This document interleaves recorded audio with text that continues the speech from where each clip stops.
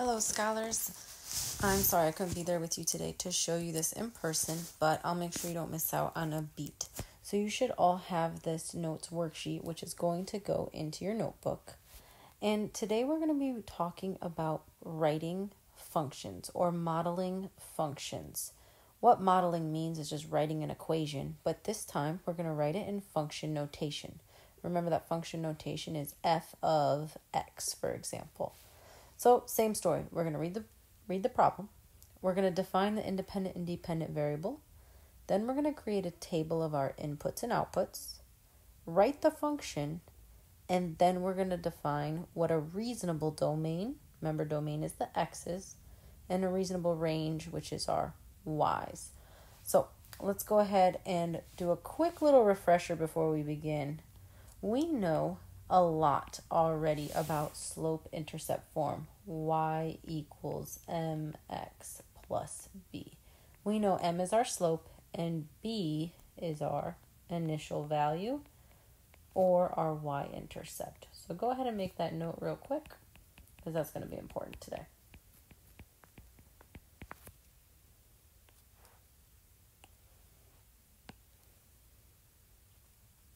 All right, we're going to start with cubes.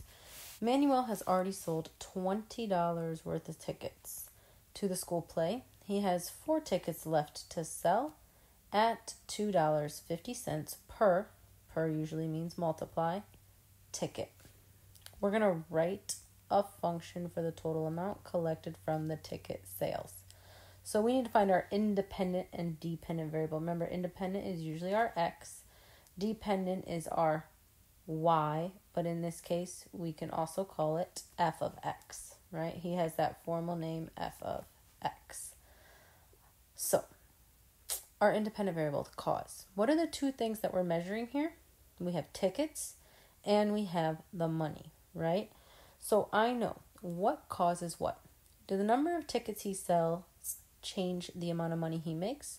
Or does the amount of money he makes cause the number of tickets to be sold? Obviously, as you sell tickets, you make more money. So our independent variable is the number of tickets. And our dependent variable is going to be his sales measured in dollars. When we create our table, 99% of the time, your x values are going to go on the left side and your y values are going to go on the right side. Inputs on the left, outputs on the right. So x represents our number of tickets. Go ahead and label our chart. And our output is our sales measured in dollars. Now we need to think, how many tickets does Manuel have left to sell? He has 4 left.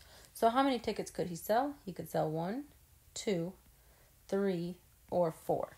So those are my potential x values. Now I need to think, what are my potential y values, my potential outputs?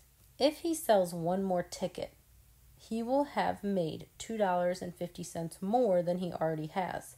But he already has $20.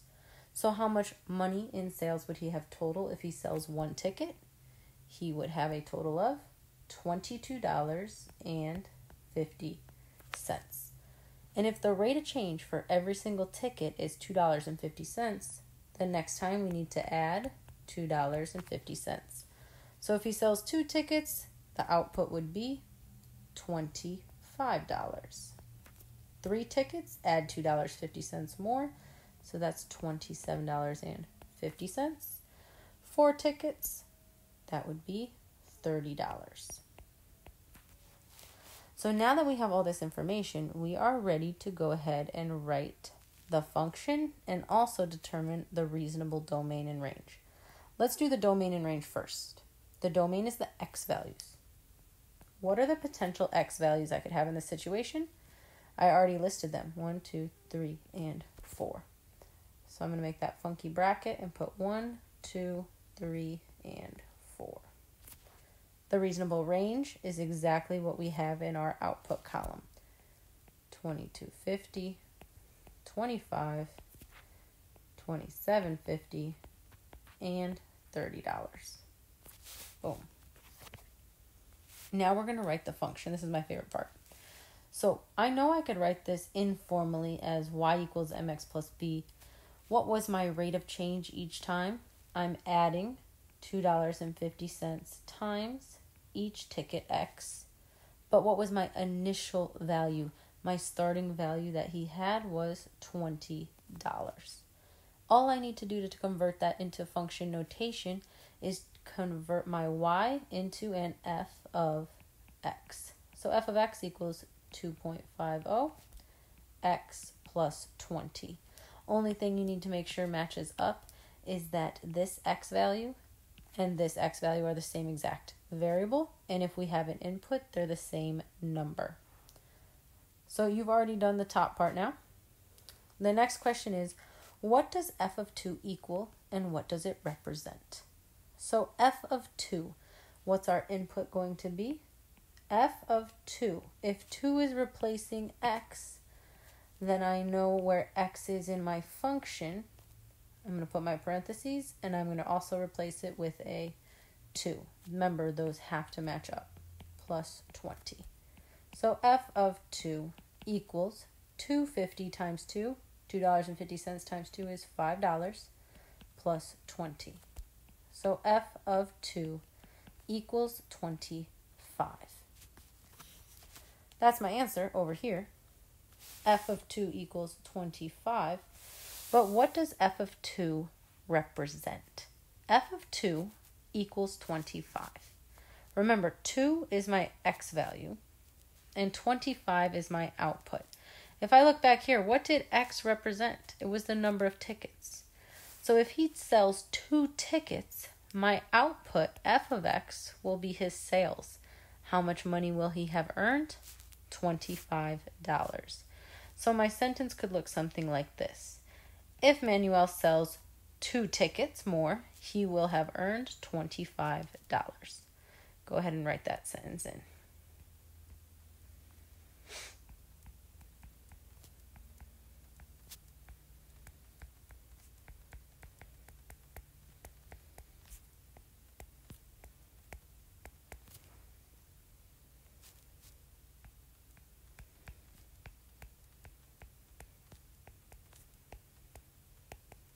Make sure you put your $, period. So there you go. You have your first example. Go ahead and start the second one. It says a law firm charges $100 per hour for the first 3 hours, plus a $300 origination fee for its services. An origination fee is just a cost that you have to pay up front before you get any other services. So write a function to represent the firm's total fees. Let's pick a different color here. So we have $100. Per means times. Hour is probably my variable. And this happens for the first 3 hours. And then it literally says plus. So I know I'm going to add that $300 origination fee. Write a function to represent the firm's total fees. What's my cause? What's my effect? Do the hours cause me to pay the firm more money? Or does the firm pay me money as more hours pass? Clearly it's the first one. Time, remember, usually is our independent variable. So time is measured in hours. The dependent variable is the fees measured in dollars. Label your table. X usually goes on the left. F of X goes on the right. X is my independent variable of time measured in hours. My output is fees measured in dollars. Now I need to think, what are the potential number of hours that I could have in this little situation? It says the first 3 hours, so I know my input is going to be 1, 2, or 3. But the fee, if I just show up for 1 hour, does that mean I only pay $100? No. First, I have to pay that origination fee of $300.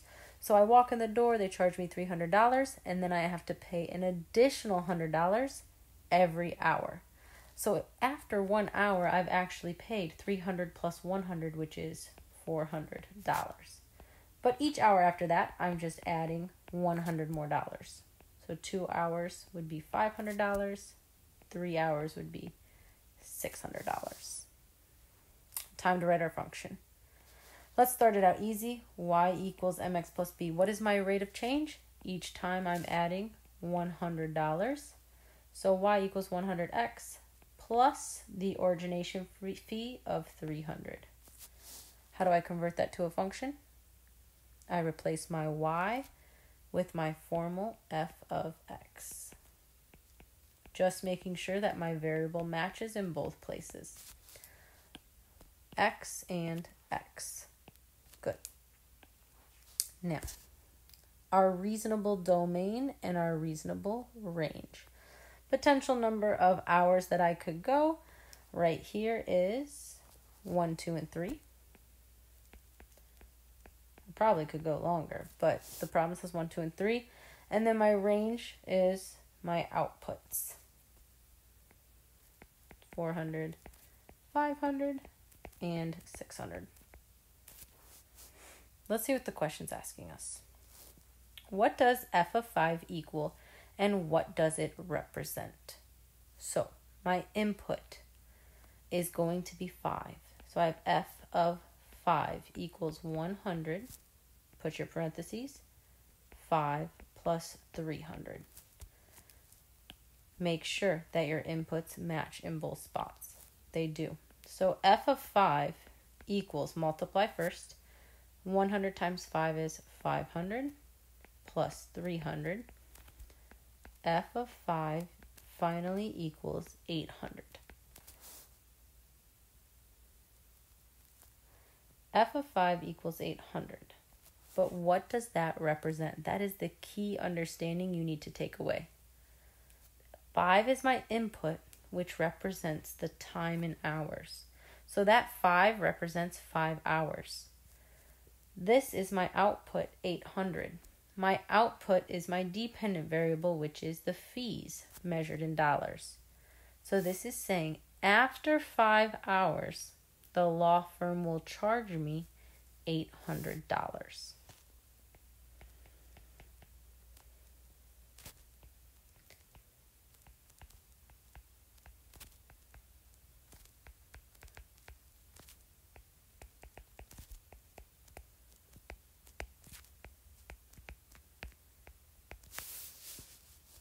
Perfect. So there we have it. It's all together in one spot. You're going to do the next two on your own. I will give you a hint that one of the next two does not have an initial value, so your initial value will be 0, and you will not need to add on that initial value. See if you can figure out which one it is. If you need any help or assistance or need to see the answer key, you can go into the resource notebook folder and you can see the answer key to this worksheet. But I encourage you to try to test yourself first.